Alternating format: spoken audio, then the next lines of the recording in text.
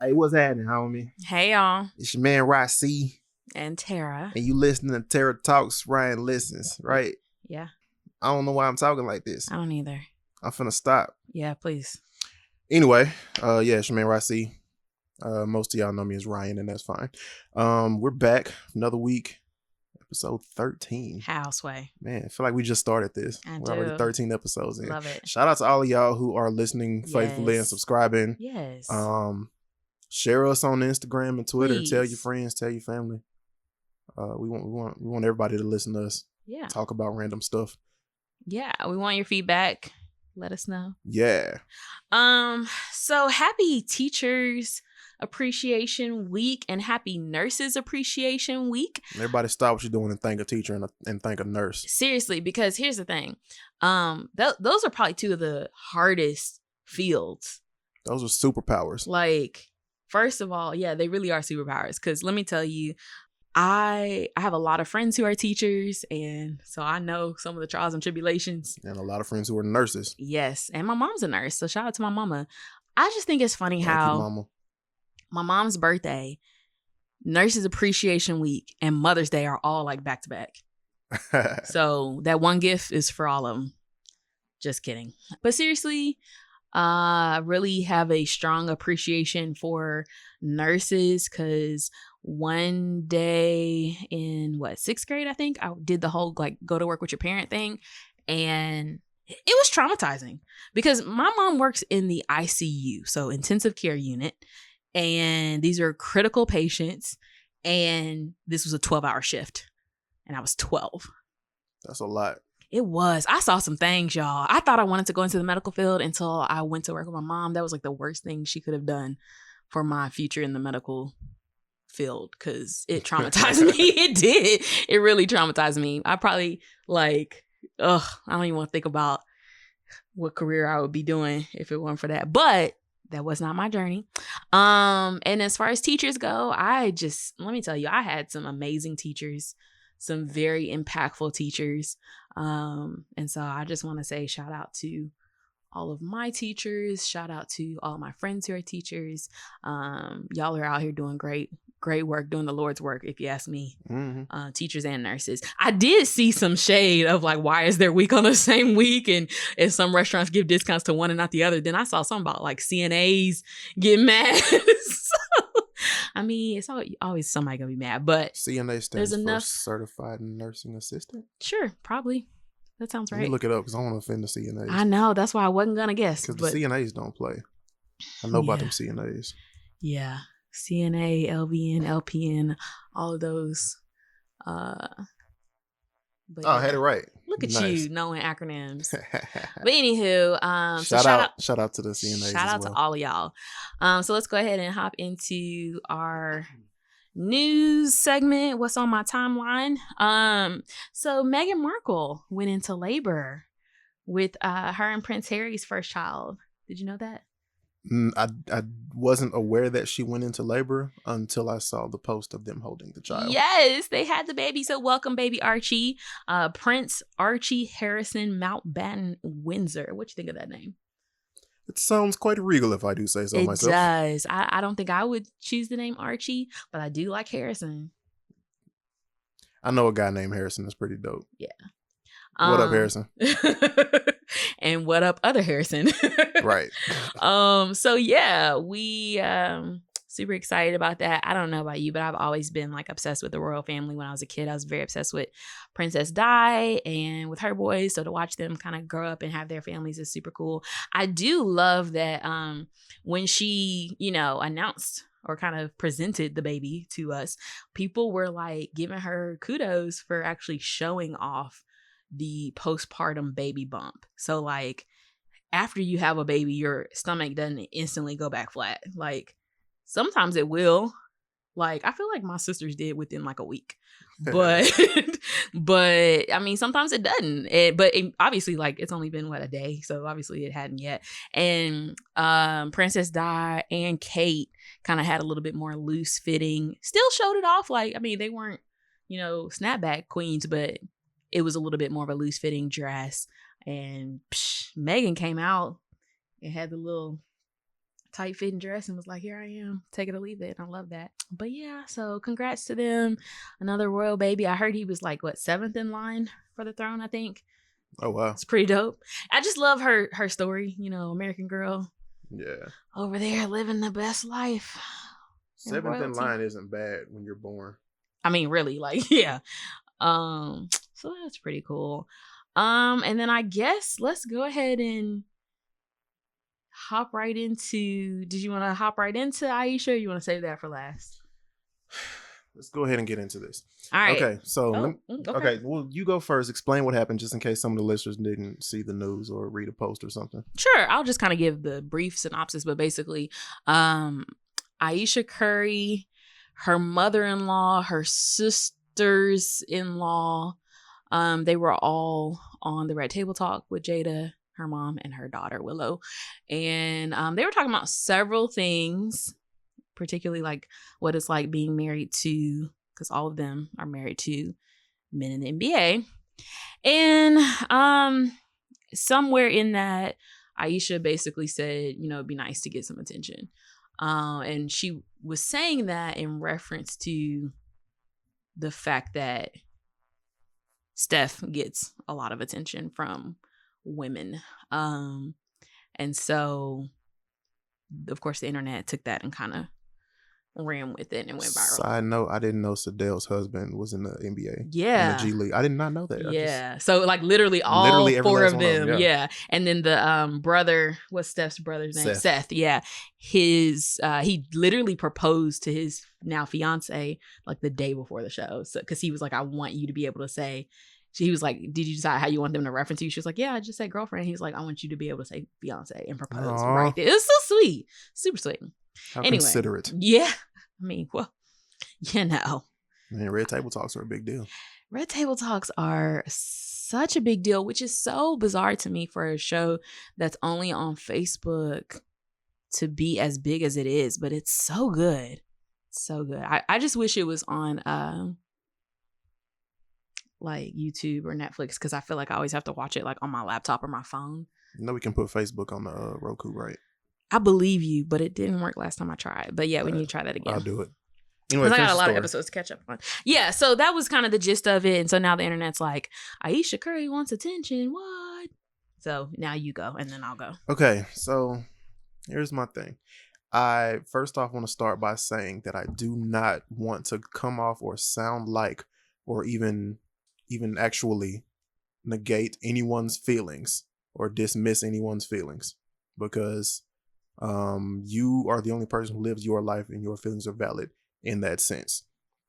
But if I was Ayesha Curry, married to Stephen Curry, whose family is all basically amazing, and I have 3 adorable children, and like a career, not just an NBA wife. She's got her own career. She's doing her own things. I saw their house that they got after, I think, Steph's contract extension, or when he became the franchise player for the Golden State Warriors after winning their second championship, I think. I understand kind of feeling left out, I guess. But at the same time, it's just like, in 2015, didn't you make a statement about the wrong type of attention based on what you're wearing? Like, I'm pretty sure she said something to that effect. I may be saying it wrong, but, she said she wasn't into, showing too much skin. And, showing too much skin can often draw unwanted attention. I just don't see why she feels the need for additional attention. If I was Ayesha Curry's husband, I would probably be a little offended. Like, is my attention not enough? Am I not giving enough attention to you? These are things that you and I should talk about. So then my next thing, I guarantee you, so it said that she said it would be nice to get some of the attention, right? First of all, nobody is going to go at Ayesha Curry because everybody loves Steph. Everybody loves Steph. Steph is everybody's imaginary big brother, partner, homeboy. Everybody loves Steph. Now, when Melo was acting up, I'm sure it was a lot of people going at Lala. But we all know Steph not gonna act up. And I can't outshoot Steph. I have nothing to offer you, Ayesha. On top of the fact that I'm with Tara. Now, if I thought I had a shot, and Tara understands this, if I thought I had a shot, I would probably be on a plane right now. But let's say I slide in your DMs and you're enjoying the fact that I'm telling you cool things like how attractive you are and how cute your smile is, right?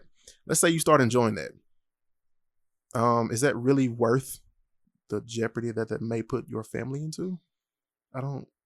And I could also still be misunderstanding the entire quote. But what it sounds like, what it seems like, is just like, what for what? I mean, I get it. It is nice to get attention, but it's at what point do you like why? What does it do? So when she said this, I could totally relate. And I'm saying this, we're not married yet. I don't have kids yet.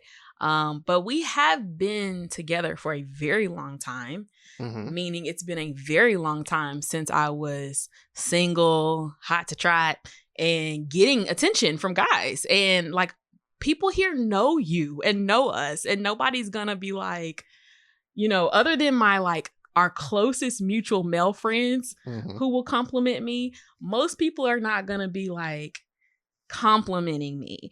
And so the thing is, she is a mother of 3.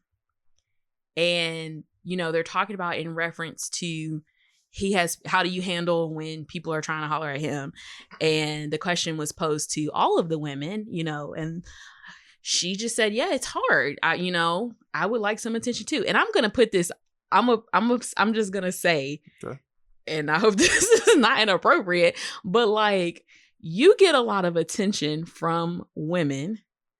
And it would be nice if I got some attention. You guys be like, don't nobody want you. Like, that's like, and I know it's a joke. And I know that you are not doing or saying anything inappropriate. Like, it's never gone to that level. And so that's what I want people to understand. She's not talking about, I would just want somebody to slide in my DM so I can cheat on my husband. She's just saying like, dang, do I still got it or not? And so I saw something on Facebook in references. I saw a lot of things on Facebook, but I'm just going to reference this one. It says, Ayesha Curry is every mother who's ever looked at herself in the mirror and struggled with wondering if she's still as beautiful as she used to be before childbearing changed her appearance. And that is why the men can't understand.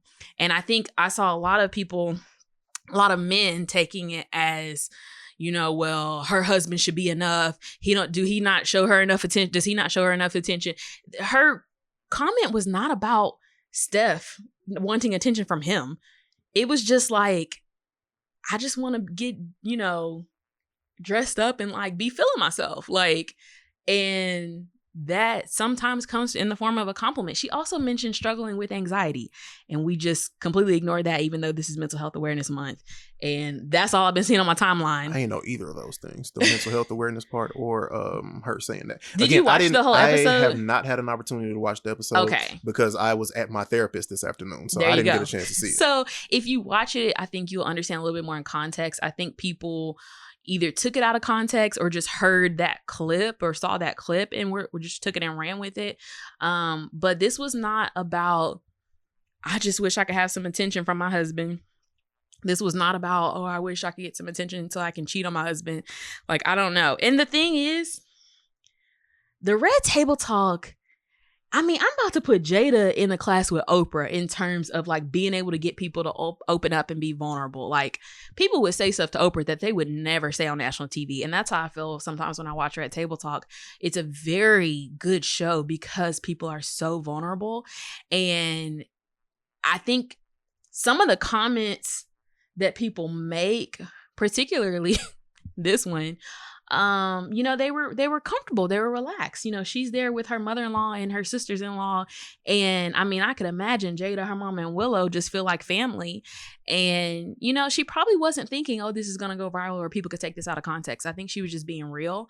And I mean, I'm just going to say for me, it was very relatable. And I didn't see anything wrong with what she said, other than the fact that, like you said, she probably should have said that to him and to her closest friends, like, or her therapist. Like, probably not something you would want to say on national TV because it could be taken out of context. Yeah, it just didn't seem like the joke that it was probably intended to be. It was not a joke. She was serious. Like, I mean, I get it was so like saying the way insecurities. you said it, the way you said it, I took it as yeah, you're right. But like I get the insecurity part is what I think what's throwing a lot of people off. From the outside looking in, again, I'm not here to negate anybody's feelings because everyone's feelings are valid, and I can't speak for nobody else's experience. But it just seems like you got the whole world. And I'm not saying you don't have problems. She's a regular person. She's a regular person. She has a lot of great things. With a phenomenal career, some adorable kids. Yes. One of the best NBA shooters of all time as a husband. A brother-in-law who's also an NBA person. A sister-in-law who has an athletic facility named after her at the university from which she recently graduated. So I'm not saying I'm saying her family has a lot of accolades all around. Absolutely. Like everybody in that family is doing stuff. But at the end of the day, they're still human. They're still human. And I'm just saying, it's like, I'm not trying to say it from a point of, more money, no problems. Right. But attention from God. Okay, so the funny thing to me is when she said that, the first thing I thought of was, well, my fiance thinks you're hot and like loves you. Right. Because let's who be does honest, she think doesn't like you? Let me talk about this. I have a Pinterest board. Yes. Right. It's called Other Bae, with other in quotations, right? And this is basically the description of the board is favorite actresses, songstress, and other female public figures whose work I admire, who I enjoy their talents, things like that. And quite frankly, if Tara left me, these are people who I would go after if they're not married. If I ever find out they're single and I think I got a shot. So like the episode of Friends when they're like your list of celebrities that this is basically my list. Yeah. So on this list, in no particular order, I'm just reading the order that the boards are in. Because, on Pinterest now you can put your boards, you can put sections in your boards. So these people have their own section. Michelle Obama, Gabrielle Union, Susan Kelechi Watson, Letitia Wright, Logan Browning, Tiana Paris, Corinne Bailey Ray, Ayesha Curry, Regina Hall, Gugu Mbatha-Raw, Kelly McCreary, and Rose Byrne. Honorable mentions include Issa Rae, Samai Lathan, Solange, Natalie Emmanuel, Tracy Ellis Ross, Janelle Monáe, Leanne LaHavis, and another Tiana Paris that should be in the thing, and Sage Steele. I approve of all of those. And Esperanza Spalding. So, you rank very highly on that list that's not in any particular order. But the thing is, as soon as she said that, Jada immediately was like, you just don't realize it because you're not looking for that. Like, you're not looking for it. And on top of that, nobody's trying to cross Steph. Everybody's respecting that boundary because we all love both of y'all and all three of the kids and everybody in the extended family. And it's just like, sure, people go at la because a lot of people lost respect for Melo. That's not the situation you want. And then here's my biggest concern here. On a regular basis in today's climate, men are scrutinized and I guess called out on a regular basis for approaching women, whether their intentions are bad or not. Like, I could genuinely be interested in getting to know a woman who I find attractive or something I like about her, and I just want to get to know her. Hey, how's it going? My name is Ryan. If you don't get away from me, I did not come here to be a pro. And that's fine. That's fine. But at this point in today's society, men don't know where that fine line is. Yeah. That line is literally it's probably about the width of floss. Right. Not floss. And we don't know where it is. It's hard it's invisible. It blends in with the carpet or the concrete or whatever the ground surface is. And we just can't discern, That is very fair. And it's just like, of course, we all admire you, Ayesha, but at the same time, it's just like we can't do anything about it. We don't want to disrespect you or your husband or your family. It's just like, yes, we absolutely adore you. In the event that I find out you're single and for some reason me and Tara are not together, I'm coming after you. I swear I am. Mm-hmm. I swear I am. I'm getting on a flight with whatever little bit of money I got, and I'm going to take you on the nicest affordable regular guy date that I possibly can. So don't worry, it's there. You're not looking for it. And we are all literally trying to be respectful. Again, you are on people's list. I promise you. And Jada says she used to feel the same way, because people would be approaching Will. And, so it's just really more a matter of like not trying to be, I don't know, I guess. Same thing with LeBron and Savannah. I don't see nobody going after Savannah. Savannah's gorgeous. Yeah. I also has 3 kids. But it's just like, I guess everybody's situation is different. Again, I'm not here to negate anybody's feelings. I do not want to sound like that because that's not what I'm doing. And I don't want nobody attacking me for that. But I'm just truly trying to find an understanding here. I think you'll understand a little bit more when you watch the episode, though. Okay, that's what I hope so. Because when I was really like, wait, people are mad about this? It wasn't even that big of a deal in the episode, like of all the things to talk about. And that's what I'm imagining. I'm imagining, them saying, somebody saying it, her saying it, and they're breezing past it. There were much bigger things in that episode that I would have I can well imagine dug into, but that's just me. It's just I think what bothers me the most is the word insecurity, because the word insecurity just makes it feel like something is. I don't remember if she used that word. I used that word. I don't remember if she used that word. Okay, well. Again, that's the word that throws me off of the whole story. I think she said I'm not sure if she attention. Says, yeah. And to your point, and we're not finna breeze past what you said, that I get attention from other females, that other women. You do. Do you not? I mean, you go out a lot Kinda. Without me. Like, you're the cool guy with the camera. I mean, yeah, I'm the cool guy with the camera. People want their picture taken. Yeah, that's all I meant. I mean, I said it wasn't anything inappropriate. Yeah. Like, nobody be trying to get. Well, no, okay, you do be like, this girl at Whole Foods was flirting with me and she gave me 10% off. That like, does happen. Really? I did get a $7 Starbucks drink the other day for less than $3. Like, I customized the hell out of that drink too. I added like 3 different things because that's normally like $7, almost $8 when I get that at Starbucks, and it was so much less. So yeah, I retract my statement. I appreciate the retraction because there was times where I went to go pick up food for us and got a discount. Oh yeah, and I'm fine with that. Yeah, save us some money. Yeah, I'm just saying. What was it? It was something. I think it was Chipotle or something. I'm just saying, you don't have a ring yet, and I do. And even before the ring, I just have that aura. Like I'm not here for this. I'm taking. And the other thing is you're nowhere near as vain as I am. No, I'm extremely vain. I will admit to it. I probably spend more time in the mirror in the mornings than you do. We all know that I have more shoes than you do. Absolutely. My closet. You care more about fashion? Not that I care about fashion. I care about my appearance. And I do want to appear to be someone who can dress well. So yeah, I do have a bit of a thing about that, but I don't know. I guess I'm just saying, me now versus me 10 years ago. So I've seen a different level of attention. I get that part. And I've seen pictures of her from before the kids. She looks the same, if not a little bit better now.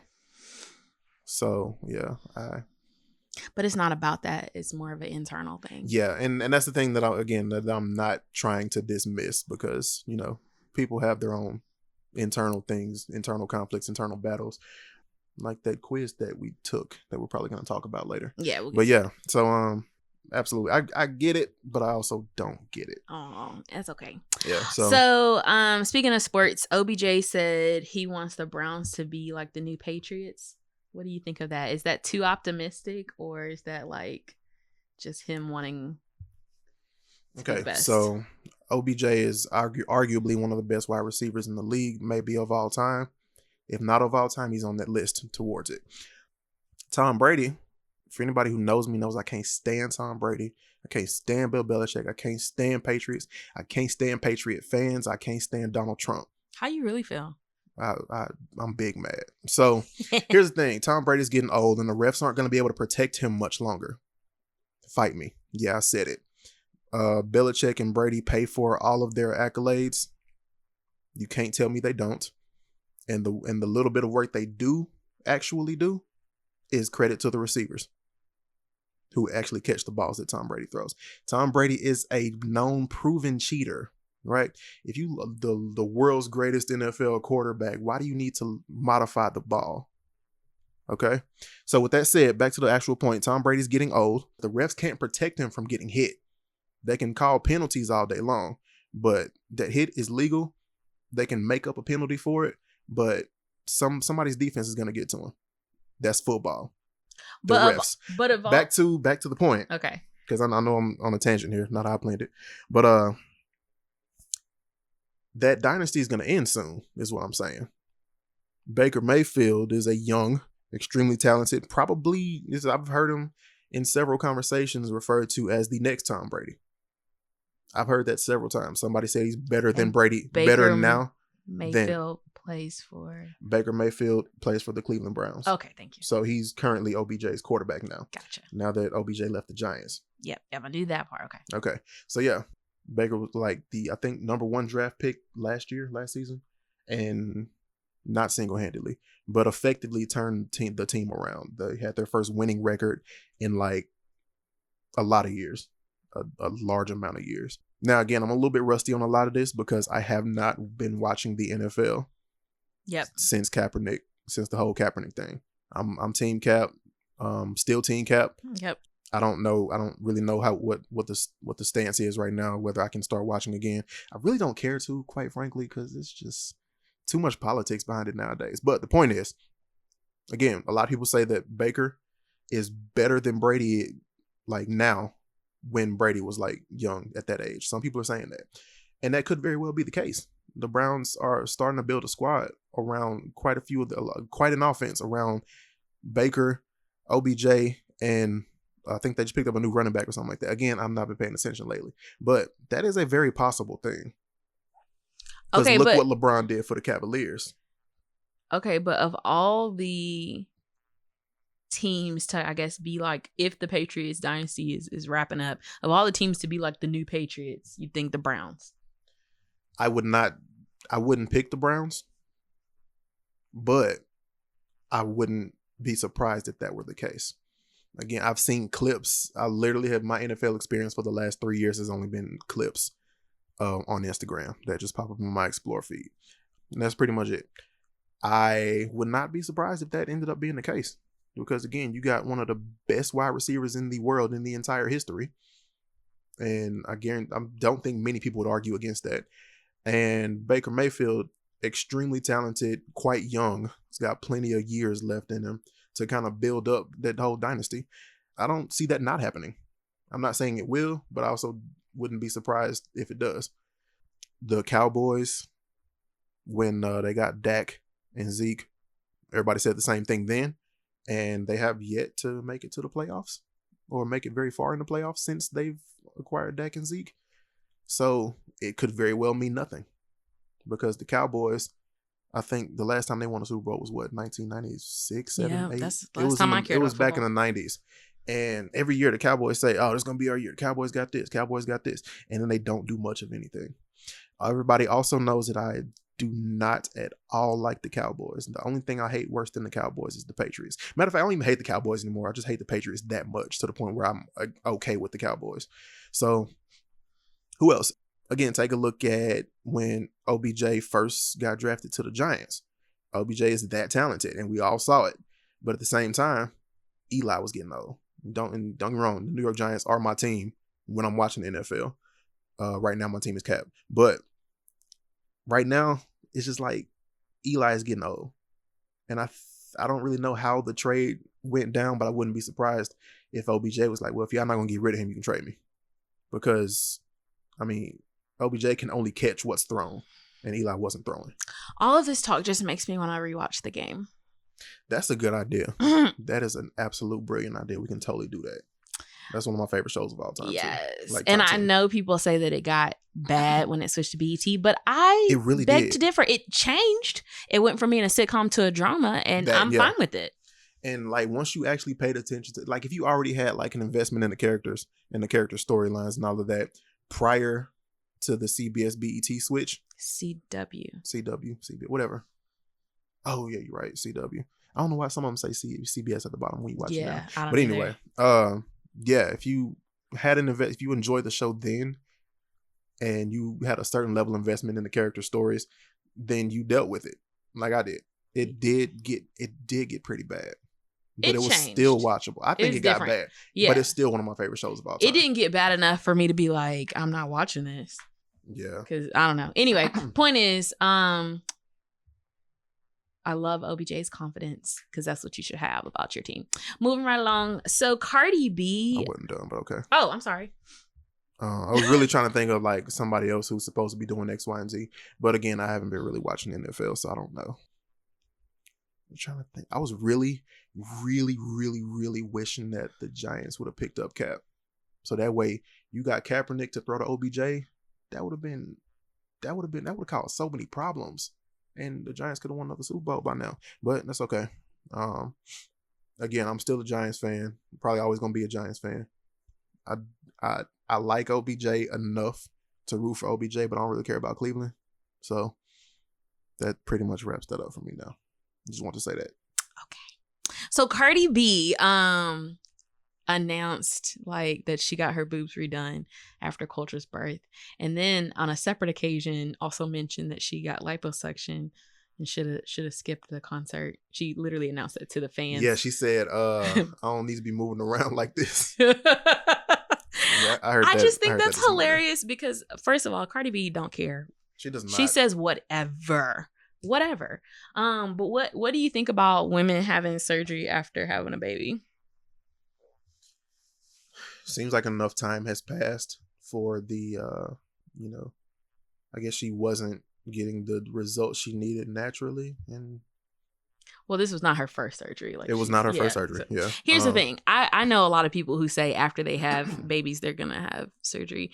And I used to say that, but I just don't know how I feel about elective surgery. Like, surgery is still surgery. That's still dangerous. I mean, yeah, in theory, I would like to be like, all right, had my babies. Now let's clean everything up, nip and tuck here and there. But I don't know. Like you said, I probably would just try naturally to get back in shape. But I know there's stuff that happens to your body that, exercise may or may not. And Culture is like almost a year old by now, right? No. I don't think so. Like 8 months at least. Something like that. I feel like. I just feel like she should have waited till she had some more kids. But true. I mean, but that's also fair. Her body is her living. You know what I mean? Like, right. Yeah, she does make a living from her appearance. So I see why that's important. Yeah. And even for people who don't make a living off their appearance, I do understand why people feel the need to go under the knife. And I, again, don't like to tell people how to live their lives, but I feel like she tried and wasn't getting the results fast enough. She does have to tour and she does have to have a certain aesthetic for her to, I guess, maintain her image and her level of celebrity, which, I don't really see a big problem with that. And it's not like she went some back alley surgeon to kind of just be like, okay, yeah, I can do it for like a quarter of the price. You just can't tell nobody, I'm sure she, paid for the best doctors to do it because she got the money to. So I just love how transparent she is about it, because a lot of times, appreciate that. Yeah, a lot of times, real, in quotes, women feel insecure and feel like, why am I not getting the same results as so and so in this magazine? Because the people in the magazine, first of all, it's photoshopped and airbrushed. Second of all, they have a dietitian, they have a personal trainer, literally right there in their house. And so of course you're going to get different results. But she's just keeping it real, and I absolutely love that.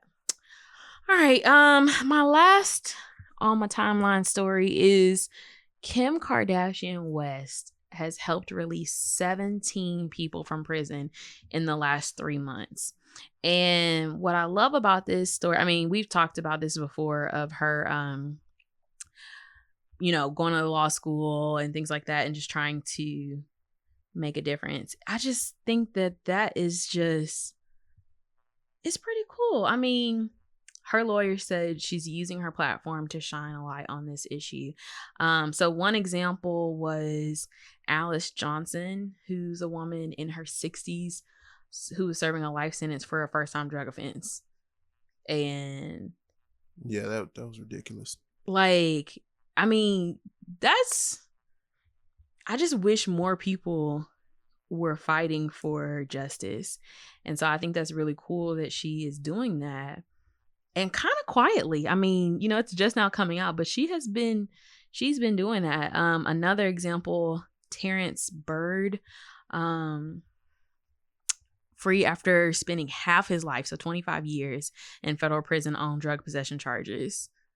Like, he was reunited with his 96-year-old grandmother who raised him because of Kim Kardashian. Like how crazy is that? Yeah, that is really crazy. I mean, we're talking about, these are people who, we know the justice system is messed up and just makes no sense most of the time. So I just think that's pretty cool that she's actually doing something about it. I never thought I would see the day where I would have more appreciation for Kim Kardashian than I do for Kanye West. Same. I never thought I would see the day. I don't know how to feel. Yeah, because I've always liked the Kardashians. Like, I liked the show or whatever. Never been a fan of anything Kardashian. But to see her not just being, ditzy, but to actually see her like doing something positive, and people always make fun of her and say she's famous for doing nothing, and now she's doing something. So that's pretty dope. And a lot of people like, she's too dumb to go to law school. You got to remember that her father was a lawyer. Right. And she probably has that honestly. She just wasn't using it. Exactly. And there's never a time where it's too late to go back to school. So true. So I'm all for the educational aspect of it. I'm all for the social justice aspect of it. And I'm all for the prison reform aspect of it.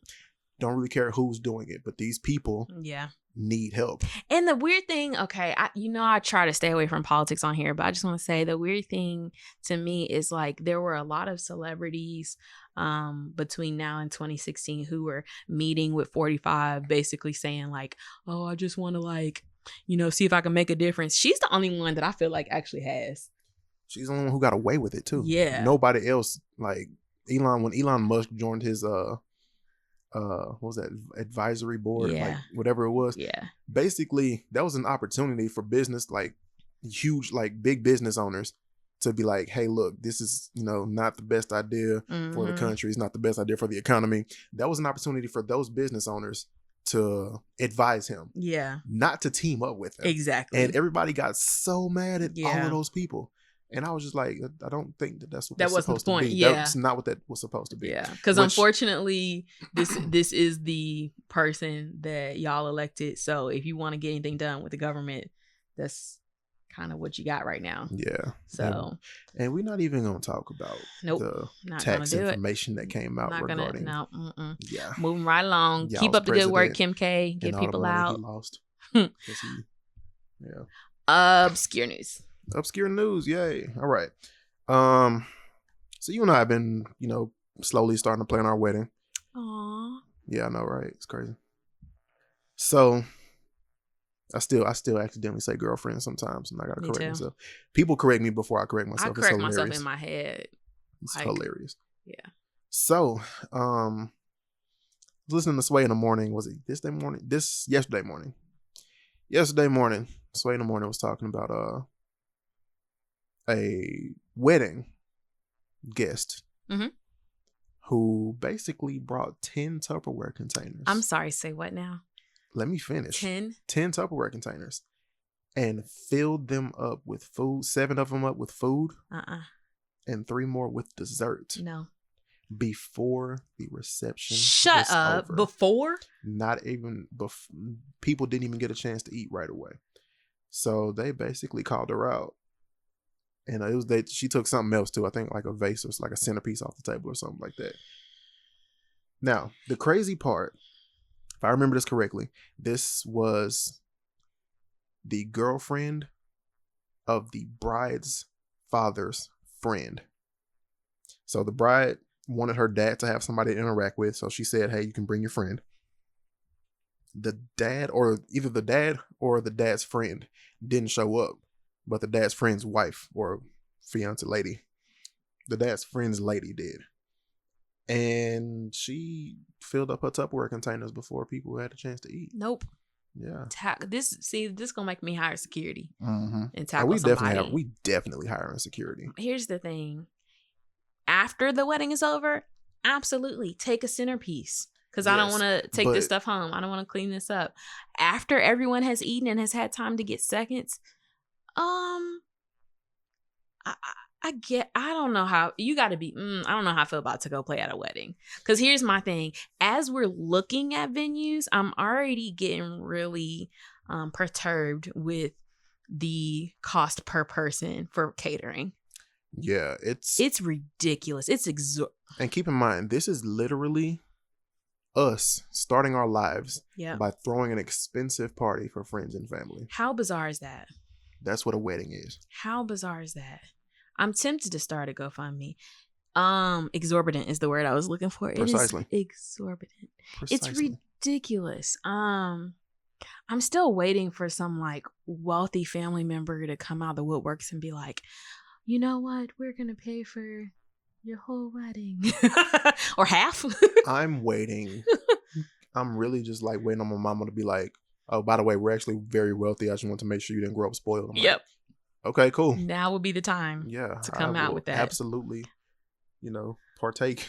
Absolutely. In what you're offering. Absolutely. Because we're just throwing a big party for our closest friends and family. I'm so tempted to sell tickets. But anyway, don't take to-go plates like at a cookout or Friendsgiving. Which, by the way, it's about to be cookout season, so we need to have that discussion again.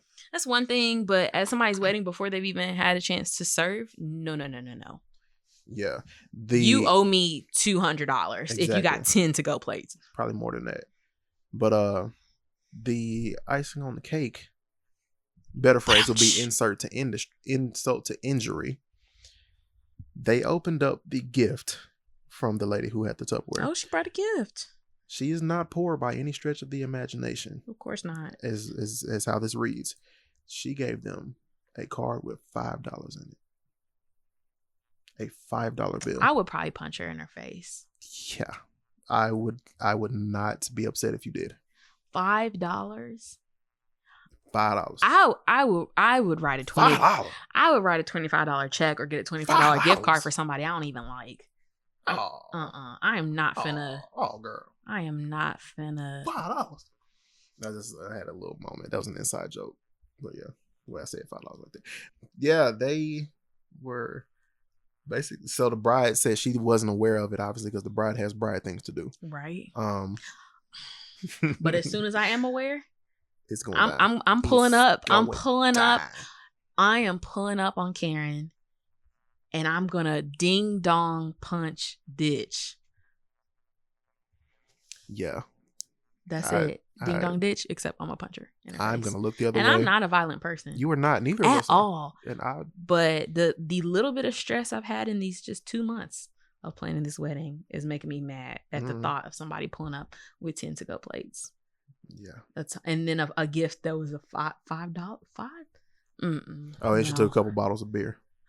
Oh, well, she had to wash down. Oh, and multiple centerpieces from the tables. See? Multiples. See, Karen, Becky, and Susan just acting up.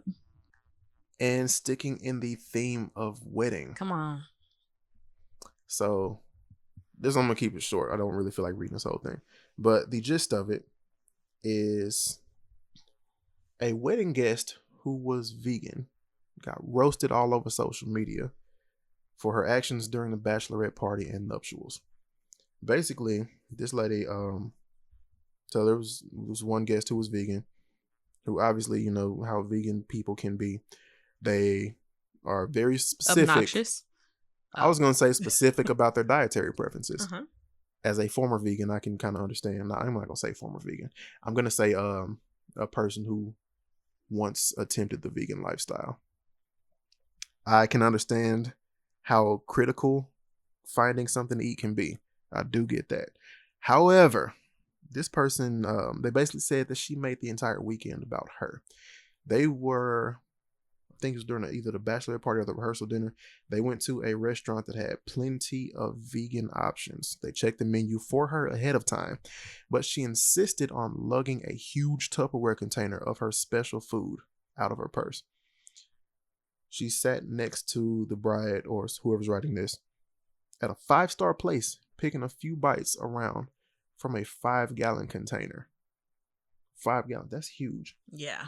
That's huge. First of all, what are you carrying that in? Are you like rolling around a suitcase? And yeah, she carried it around all night, even at the club, because she didn't want to just toss the container and spend money on a new one. That's outrageous. So the quote is, the whole weekend revolved around her being vegan and rude about it. So, yeah, when I was on that plant-based. I'm gonna start saying plant-based. Yeah. Because vegan people can be very critical of other people using that word, even though it hurts their own cause. But when I was on that plant-based journey, I wasn't like that, was I? I didn't make okay, because that was the one thing I didn't want to do. So yeah. If you're coming to our wedding, if you receive an invitation, let me rephrase that. If you receive an invitation to our wedding, which we are honestly trying to keep it small. We're trying to keep let it me small. just say that if you're not invited, do not take it personally. We're paying for this. We're paying for this out of our pockets. We do not have rich parents, as we've stated previously. Nope. So it's coming out of our pockets. You know, our parents are going to help with what they can, but most of it is going to be us. So with that said, if you do not receive an invitation, please do not take it personally. However, if you do receive an invitation to the day I marry my angel, Aww. please let us know ahead of time if you have dietary restrictions or preferences and what the parameters are. Also, if we are not able to meet it, which I highly doubt, do not be obnoxious about it. Do not shame other guests who are eating chicken. Do not talk about fish having feelings. We understand that. We're aware of that, but apparently they do not feel the same way you do, and they are entitled to feel however they choose to feel, or however they feel to feel. However you feel. So it was kind of funny. So yeah, if my wedding guests are choosing to enjoy a nice medium rare steak and you only want to have lettuce, that is perfectly fine. That is your decision. Just like if somebody wants to put Parmesan cheese on spaghetti, that is their opinion. They are the ones eating it. What they eat will not make you So, all right, just do not be that person, because we will have you escorted out. We're planning a drama-free wedding, and we do not want to do that. But at the same time, we want the people who are there to enjoy themselves and share our special day to do just that and not fight you. So if you get invited, please keep that in mind. Real quick, cookout season. You know what? Let's say we have a whole nother segment in the next episode for this, because I was going to talk about how, cookout etiquette, barbecue etiquette, how you're not supposed to show up with Tupperware and be putting plates away before everybody gets a chance to eat. So we will definitely talk about that next. But this is already shaping up to be a very long show. We are already 48 minutes in and still got a lot to talk about. So let's jump right into the next thing. Alrighty. So thank you for that obscure news. I love that it's wedding themed. Moving right along to just for you. To our listener letters. Remember, you can email us at askttrl@gmail.com. That's askttrl@gmail.com. Send us questions. Send us questions, y'all, because we won't have no segment if you don't send us questions. Right. So you can send them anonymously. You can make up a fake name for yourself. Or if you want us to say your real name, say that. You can send us questions about work stuff, family stuff, school, your love life, whatever you got going on, or they could be just random like questions for us. So our first question comes from Jamaica. Shout out to Jamaica for sending us a question. And her question was she wanted to know what our Enneagram is and why we're compatible, what our trouble spots will be, and if we think that the Enneagram was accurate or not. What our numbers are and if we agree. So I'm just gonna real quick. What is an Enneagram? Yeah, I'm just gonna start by saying I don't really know what an Enneagram is. Jamaica, like, literally has been trying to get me to, us, but me in particular, to take this for the last several weeks, and I put it off because stuff like that, it's kind of like the 5 love languages. You got to sit down and take the test, which this is a little bit longer than love languages. But yeah, we've had a lot going on the last few weeks. So I was like, I want to make sure I have time to focus on it so I can get it right. And she's just been guessing ours and, based off of like our personality through the podcast. And she said that it's like changed her life. And, correct me if I'm wrong, but, I guess, give us some feedback and let us know, like, more specifically how you got into it. But the funny thing is, this is how the universe works. Literally the day when I was planning on having us talk about this on the podcast, I was looking at someone. I'm working on this project where it's like a bunch of us that have to make a slide about ourselves, right? So it's like the typical stuff, like your favorite food, your hometown, and like what you like to do for fun. And I'm looking at one person's that was an example, and she literally had her Enneagram number on there. And I was like, what? Is that a thing? Do people know about this? Like, are we doing this now? Is that a way to describe yourself? Like, I did not know that anybody other than Jamaica knew about it, because Jamaica's just been the only one that has mentioned it to me. So we took ours, and drum roll for Jamaica. Drum roll. Okay. So, we were both 6s. So I don't know if she's like shocked or what, but I'll go kind of quickly read through some of the descriptors. So 6 is the loyal guardian, and so they are committed, responsible, faithful, suspicious, and anxious, which I love. We're committed and faithful, but suspicious and anxious and responsible. And the thing is, with me personally, those are all very accurate. You think that's I'm accurate? Not suspicious of you. I'm suspicious of other people, my surroundings, and the people in said surroundings. Yeah. It says we're insightful, analytical, realistic, witty. I would say those all describe us. I think that's why we have a podcast. Yeah. What else? So for mine, trying to find the other. Oh, and then it says core desire, having security, guidance, and support. Core weakness, anxiety, always scanning the horizon of life and trying to predict and prevent negative outcomes. That's so me. Yeah. It's definitely me. Core fear, feeling fear itself, being without support, security, or guidance, being blamed, targeted, alone, or physically abandoned. That's definitely me. That was the only thing I kind of disagree with, because I actually enjoy my alone time. But on a deeper level, I wouldn't want to have to like start, go live in a different place without the support of, my friends and family. Yeah. So I get that part. Trying to think of some other ones. Or I wouldn't want people to move somewhere else and, not be a part, like choose to exit my life. Yeah. So they want security, guidance, and support. Primary focus, worst case scenario, to try to anticipate potential harm. That's definitely me. And I would say that's you too. Oh yeah. I do find myself like hardcore scanning my surroundings in most cases.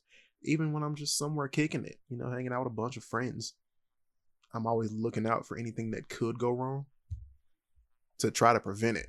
And even if it doesn't have anything to do with me, I'm like trying to make sure everybody else is okay too. Yeah, so I looked at a 6 with a 6 in a relationship and kind of what they bring to the relationship.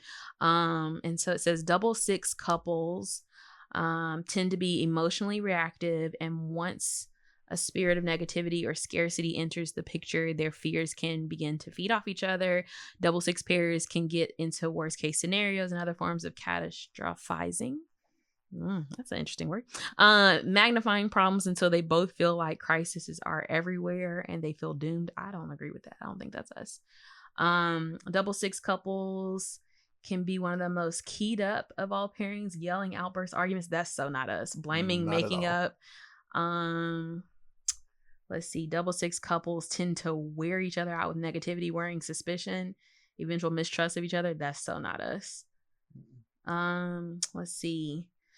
Double 6s generally bring the same qualities to each other. Therein lies the main source of attraction, as well as one of the main pitfalls.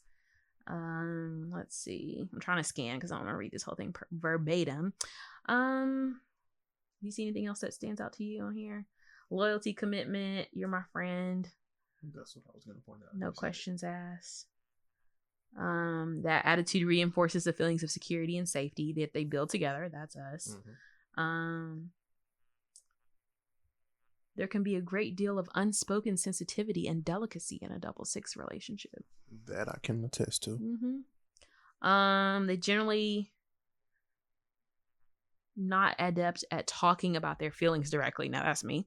That is So their absolutely feelings you. and attitudes are mostly expressed in their actions and in the depth of their dedication and steadfastness.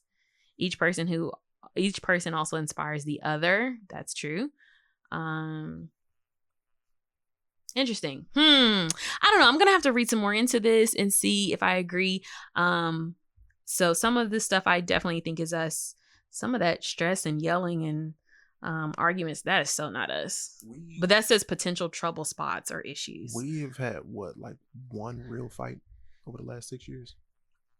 I'm gonna say 2. I will accept 2.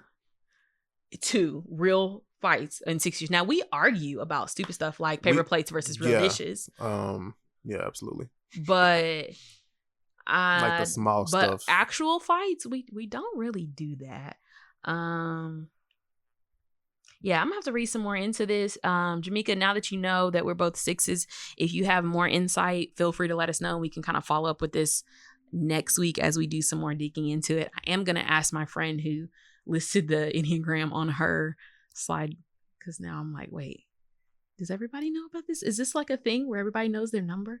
I don't want to be left out. Like if I go to an interview and they're like, what's your Enneagram? I'm like, what? What we'll do is we'll post it on Instagram tomorrow so you can see exactly what we're talking about. Yes. Because I'm sure a lot of you may not have heard of it. And if you have, comments on the post. And or send us an email. Yeah, or send us an email if you want to, ask us something in private. So yeah, or if you know yours and know something about it and some insight into it, I definitely want to hear more feedback on this because it's very new to me. One thing I will say is I love stuff like this that's about like your personality, and because here's the interesting thing about the whole concept of marriage. Like, you are committing to be life partners with one person who comes to the table with their own personality, their own background, childhood experiences, previous relationships, personal belief systems, values. Like, they're their whole own person, and you have to learn to, fuse those two and work really well together. And so a lot of times people have arguments, and it's not even about right or wrong. It's just different. Like, oh, we grew up doing that differently. We grew up washing dishes on the right side. You grew up washing dishes on the left side. Which one is right? That's a legit thing, because it is. I grew up putting the silverware face down in the dishwasher, and you put it other way. I grew up putting it face up in the dishwasher so it could get washed better. And you put it face down so when you're grabbing it, you're pulling out the handle. Right, but you would wash your hands before you handle clean dishes. That's how I grew up. But anyway. But again, that's literally, we're doing things that our moms did. Right. It's not a matter of this is right, this is wrong. It's literally just we grew up doing things differently. And I mean, there are so many simple, basic things that everybody does differently. And you just really have to kind of recognize that. And so the more I can take stuff like this and learn about our personality traits and what we have in common, what we have that's different, I love stuff like that. So thanks, Jamaica. We really appreciate that question, and we look forward to whatever feedback you have for us on our number. So our next question is going to be from Martin. And Martin said, would you rather live without internet or never eat anything you like ever again? I will go without food that I like. I'm surprised you chose that. It was a hard decision. It was a very hard decision. It is a hard one. And I'm not 100% sold on my answer. I know. Because here's the thing. You get so much from the internet. I do everything on the internet. We're talking about everything from paying bills to social media to entertainment. Like devices in our house, video games, Netflix. Like everything requires the internet, And a lot of the times talking on the phone. Yep. FaceTime is the internet now. It's not even necessarily your cellular tower that's providing that. A lot of times you can talk over Wi-Fi and save your data. I honestly, I don't think I could go. I could. Of course you could. I could, but for I wouldn't a want to. predetermined amount of time. I would not want to. It would not. No, that would not be my choice. Now, I do love food. I'm trying to think of what I would eat if I could never eat anything that I liked ever again. Is it like, oh, you can't have your favorite foods, or like, that's the real question. Everything you eating is just trash? Like, if that means I can't have tacos, nachos, burritos, and I could just have rice, like PB&Js, ramen, and sushi. If I can have either of those 6 things, then I can get around that. I can do pasta. I can do like a lot of pasta. Smoothie. Yeah. I could do peanut butter and jelly sandwiches.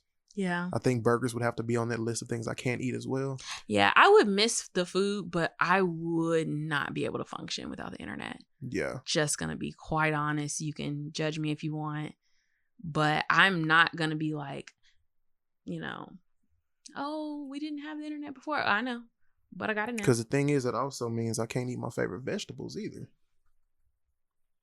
Because it's like, anybody you can't eat any food that you like. Knows I enjoy zucchini.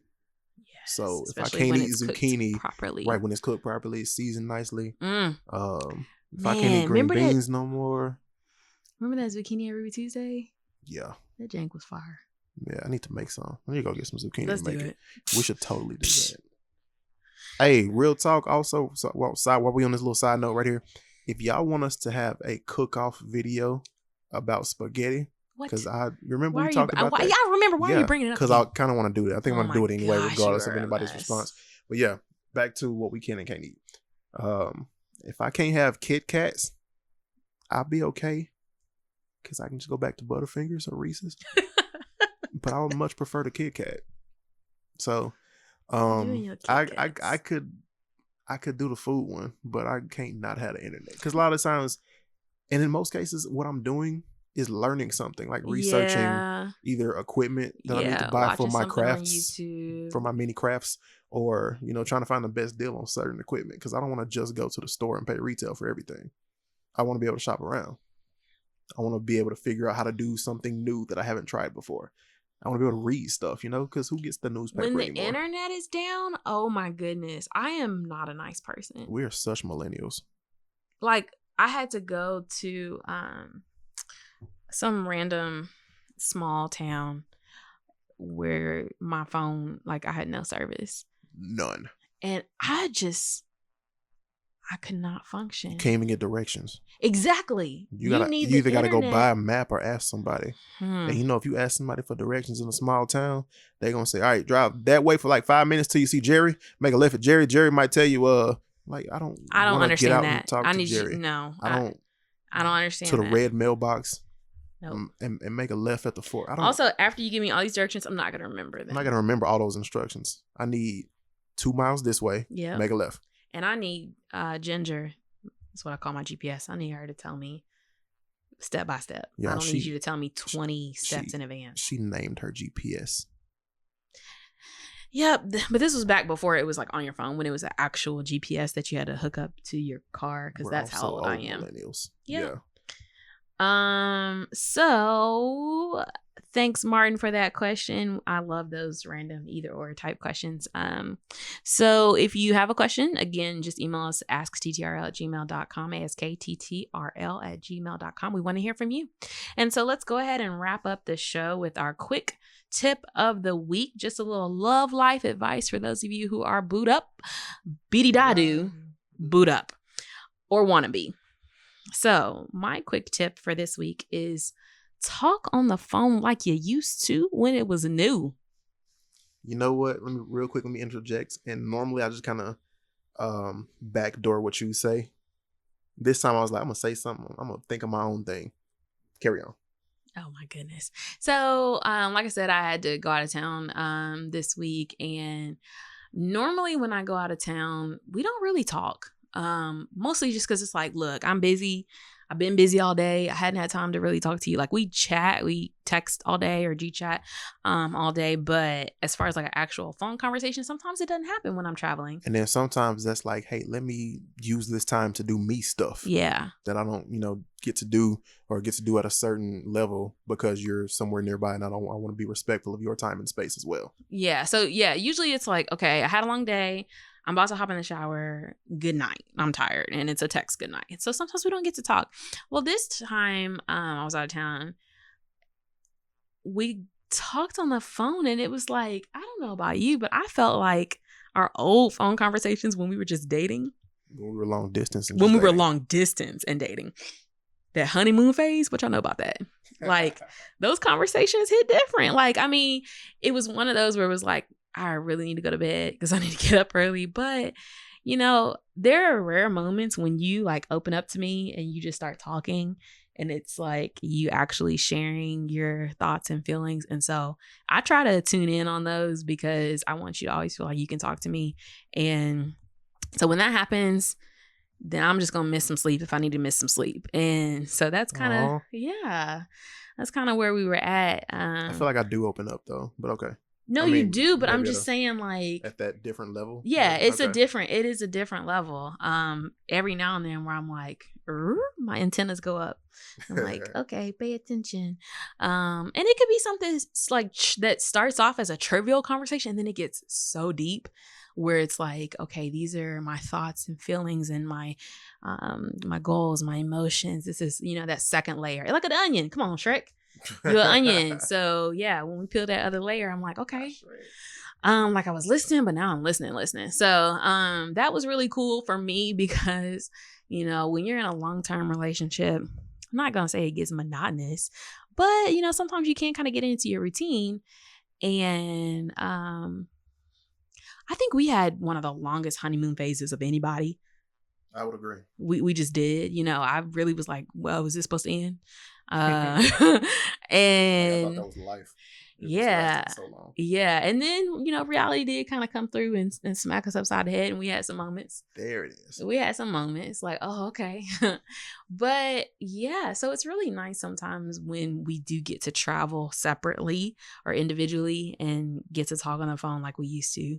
And so I'm just going to say, you know, if you have the opportunity to do that, especially in a long-term relationship after that whole honeymoon phase, it's really sweet. And it kind of reminds you of those beginning days and what you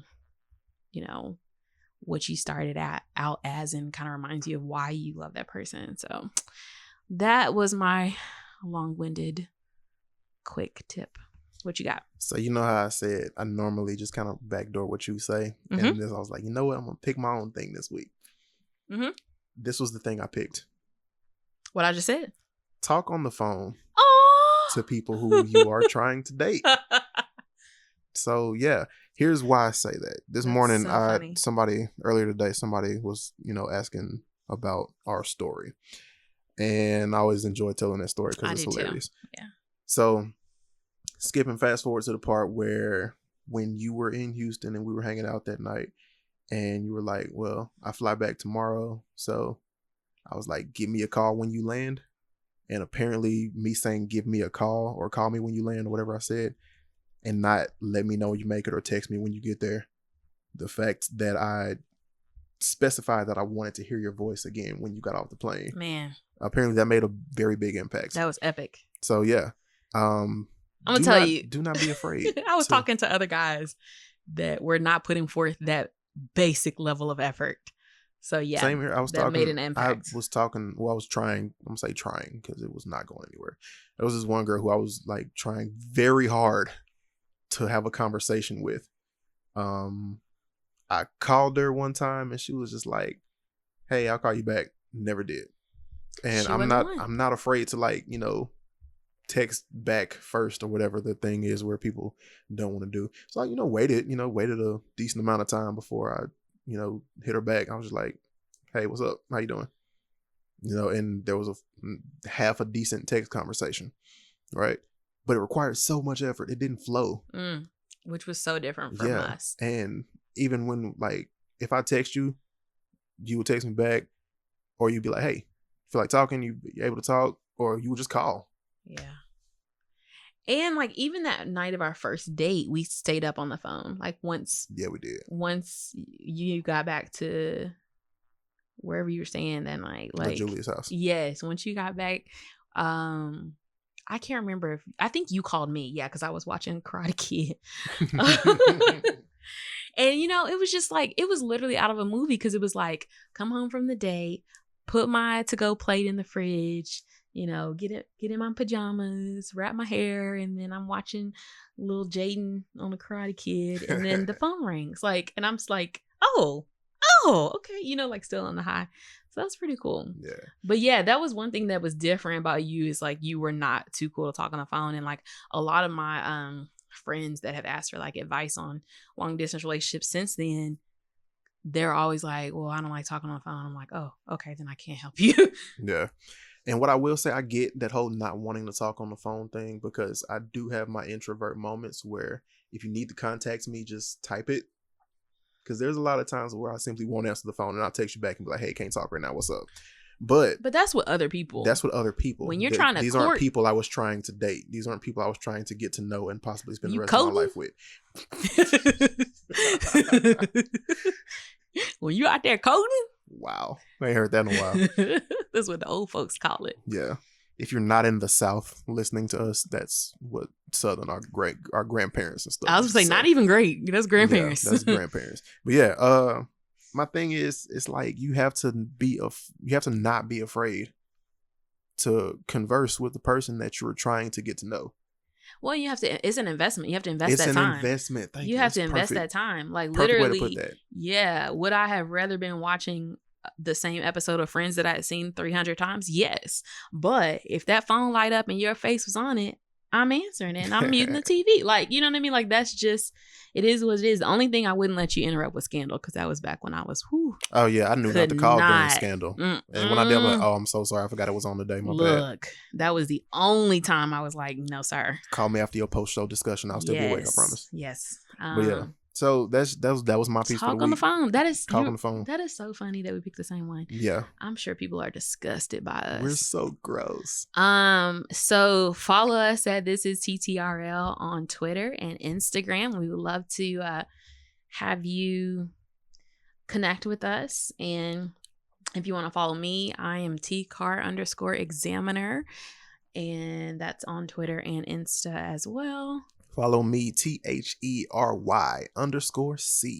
as in man, hold up. It's the RYC. I done came down out the 903, graduated PB. Yes, I'm the truth. Messing with me, I might knock out your tooth. Man, what it do? Why am I freestyling right now? I don't know, because I was waiting to come in, but I got no bars tonight. None. So definitely follow us on social and be sure to check out the podcast wherever you listen to podcasts. We are there. Also, a quick shout out to HerschelWoodMedia.com. Yes. We are also back on SoundCloud because of HerschelWoodMedia.com. It's a new basically media service. If you are interested, if you have a website, if you're blogging, if you're doing anything that requires copywriting or search engine optimization, check out HerschelWoodMedia.com. They have plenty of services at amazing prices. So I think Herschelwood Media is technically our first sponsor. Love it. Here for it. So through Herschelwood Media adopting our program, we are now available on SoundCloud again and HerschelWoodMedia.com. Absolutely. So, yeah. Check it out. Absolutely check that out. Again, follow us on Instagram and Twitter. Stay connected. Listen to the podcast. Tell your friends. You can even tell your mama, because we don't use profanity in the show. That's right. So yeah. We was raised right. We was raised right. Have a great week, y'all. Peace.